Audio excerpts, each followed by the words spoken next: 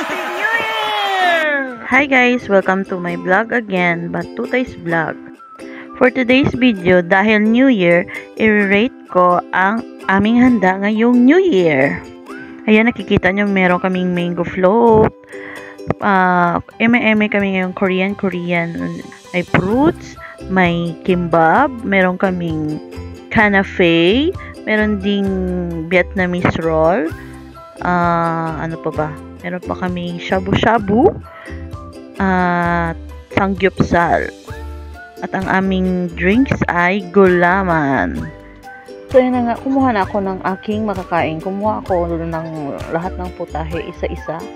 Yung kimbap, na-try ko na yan 3 years ago nang buntis pa ako. Pero nung na-try ko yan, nagsuka-suka talaga ako kasi hindi ko gusto yung lasa ng mga Korean food last 3 years. So ngayon, kakain ako ulit ng kimbap. But this time, hindi na ako buntis. Ayan, nakikita niya si Kuya Jojo kumakain. Diyan ako nakatira ngayon sa kanya. Nandito ako ngayon sa Manila kasi nagpa-process ako ng aking papers. Yan naman si Kyle, ang aking pamangkin. Pamangkin ba? Pinsan? Sa first cousin. Tapos, yun naman yung bata, si Audrey, ang anak ni Kuya Jojo. At kasama pa namin si Ate Maddie, asawa ni Kuya Jojo, at si Yuna, at saka si Angel. So, without further ado, let's go with the food rate. Ang una kong tinikman ay ang beef samgyeopsal. Kumuha ko ng lettuce, nilagyan ko ng beef, ng kimchi, ng red pepper paste, ng garlic. Ang tawag pala dyan, guys, ay lettuce wrap. Disclaimer lang pala, huwag nyo gagayahin ng ginawa ko kung maliit ang bunganga nyo kasi mahihirapan kayong maguya ng lettuce wrap na yan, ang laki-laki at baka mabulunan na kayo. Lugay na ito na ba? Lako. Sa di kanya, why lugay na matunaw yung kinain. So, lettuce wrap for me is 10/10 kasi masarap talaga siya. Hindi ka magsasawa. Next naman natin ito-try ay shabu-shabu. Ang shabu-shabu may inoki mushroom, may crab balls, may squid balls, may cheese balls, at ang lagayan ay bowl. So, shabu-shabu for me is 8/10. Daog lang. Grabe pala na kayong kubusog na ko. Next natin ito-try ay kimbap. Kimbap is super yummy. 10/10 para sa akin. This is my favorite ngayon. Yummy.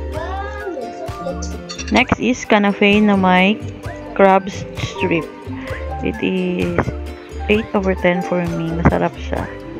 Ang kanafe naman na with salmon is 7/10. Hindi ko siya masyadong type.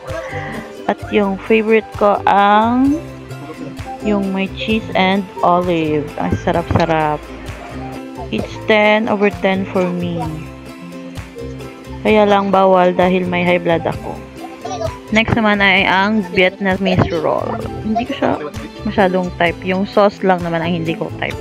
Pero masarap yung ano niya, roll niya. Kasi may mga gulay sa loob. May carrots, may kung ano-ano pa. May cucumber.